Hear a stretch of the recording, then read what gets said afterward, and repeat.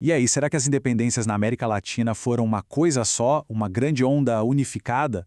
Bom, hoje a gente vai ver que não é bem assim. Boas-vindas a essa nossa análise, onde vamos desconstruir esse mito comparando as trajetórias da Argentina e de Cuba. São histórias totalmente diferentes, cheias de nuances e reviravoltas incríveis. Para começar a entender essa complexidade, pensa num paradoxo bem curioso. Por que a Argentina celebra duas datas de independência, uma em maio e outra lá em julho? E detalhe, levou meio século depois dessas declarações para que eles realmente se unificassem como um único Estado-nação. É uma verdadeira montanha-russa política e a gente vai entender direitinho como isso aconteceu. Olha só o contraste. A Argentina foi super precoce, dando o pontapé inicial na sua revolução logo em 1810. Agora, Cuba. Cuba foi uma das primeiríssimas terras que Colombo avistou nas Américas, certo? Mas adivinha, foi literalmente a última colônia a se libertar da Espanha, só em 1898, quase um século inteiro de diferença. Parte 1. Argentina, soberania devolvida. A pioneira no caos geopolítico. Lá no início dos anos 1800, o mundo estava um verdadeiro caos. Napoleão Bonaparte captura o rei da Espanha, Fernando VII, e isso, claro, manda ondas de choque lá para o outro lado do Atlântico. Sem o rei, o poder nas colônias se despedaçou e voltou para as mãos dos conselhos municipais, os famosos cabildos. Cada cidade do antigo vice-reino do Rio da Prata começou a decidir o próprio destino. Imagina a instabilidade gigantesca que isso criou do dia para a noite. E dessa fragmentação nasceu uma sacada política genial, que ficou conhecida como a Máscara de Fernando. Pensa num verdadeiro cavalo de Troia diplomático. Os primeiros revolucionários juravam lealdade absoluta ao rei capturado, dizendo: "Nós estamos apenas protegendo as colônias contra os franceses em nome do nosso rei." Mas, nos bastidores, a história era outra. Eles usavam essa lealdade como um disfarce enquanto já arquitetavam um rompimento total com a metrópole. E para justificar tudo isso, eles usaram uma teoria muito forte da época, a retroversão da soberania, também chamada de silogismo de Chuquisaca. A ideia era brilhante e simples. Se o rei não está no poder, esse poder não desaparece. Ele volta para sua origem, que é o povo e as instâncias locais. Isso justificou a tomada de poder, claro, mas teve um preço altíssimo. Dar tanto poder para cada cidade abriu caminho para décadas de fraturas internas e guerras civis brutais na Argentina. Parte 2. Cuba. Açúcar e escravidão. A lucrativa resistência do Caribe. Aí fica a pergunta: se o continente inteiro estava pegando fogo com rebeliões na década de 1810, por que Cuba não entrou nessa onda? A resposta está no bolso, na utilidade econômica. Enquanto a região da Argentina era um polo comercial bem restrito, buscando liberdade para crescer, Cuba vivia uma realidade totalmente oposta. Cuba era uma máquina formidável e super lucrativa de fazer açúcar. E de forma brutal, essa riqueza astronômica dependia quase que totalmente do trabalho escravo.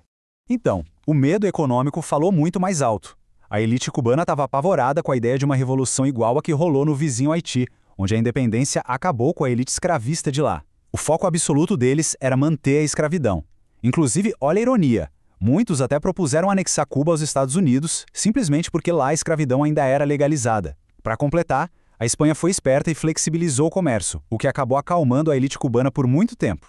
Parte 3. A Guerra dos 10 Anos. O primeiro grande impulso para a libertação. Mas, nenhuma panela de pressão segura o vapor para sempre. Em 1868, o movimento estourou para valer. E o grande divisor de águas aqui foi a visão política dos líderes, como Carlos Manuel de Céspedes e o general Antônio Maceo.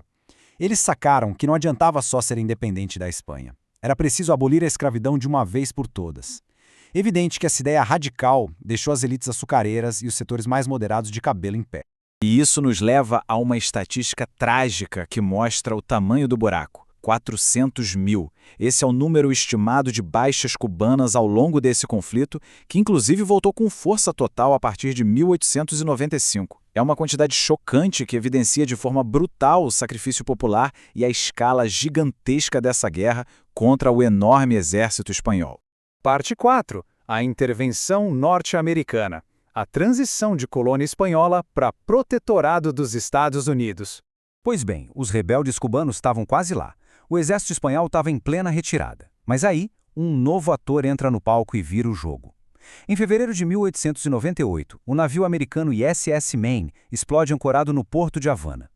Usando isso como pretexto, os Estados Unidos entram na guerra em abril. Já em agosto, a Espanha pede arrego. E em dezembro, o Tratado de Paris é assinado.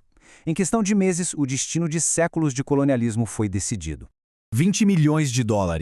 Essa foi a quantia exata que os Estados Unidos pagaram para a Espanha no Tratado de Paris. Um acordo que passou silenciosamente o controle não só de Cuba, mas também de Porto Rico, Guam e das Filipinas para os americanos. E o detalhe mais estarrecedor, os líderes cubanos que deram o sangue na guerra por décadas foram categoricamente proibidos de participar das negociações de paz sobre o próprio país. Dá para acreditar? E as palavras da própria liderança americana na época não escondem o jogo.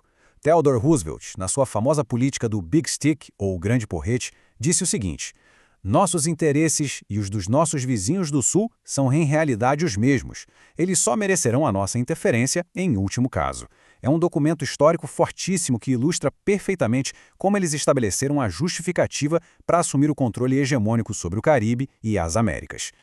Então, pensa comigo nas condições absurdas em que essa nova república cubana estava nascendo. As tropas americanas só toparam sair de lá depois de obrigar Cuba a colocar um dispositivo chamado Emenda Platt na Constituição de 1901. Basicamente, essa emenda dava aos Estados Unidos o direito legal de intervir em Cuba a qualquer hora, exigia terras para bases navais permanentes como Guantánamo e amarrava completamente qualquer autonomia do país na política externa. Juntando todas as peças, o que a gente percebe? Seja a ruptura precoce e a guerra civil brutal na Argentina, ou a resistência prolongada de Cuba, amarrada pelo açúcar e atropelada pela geopolítica, a lição é poderosa. A independência não foi só uma briga contra a bandeira espanhola. Foi uma luta contínua, violenta e cheia de negociações difíceis para descobrir o que significava ser uma nação, superando as fraturas de dentro e lidando com as sombras dos novos impérios de fora. E para fechar nossa exploração de hoje, fica uma pergunta inevitável.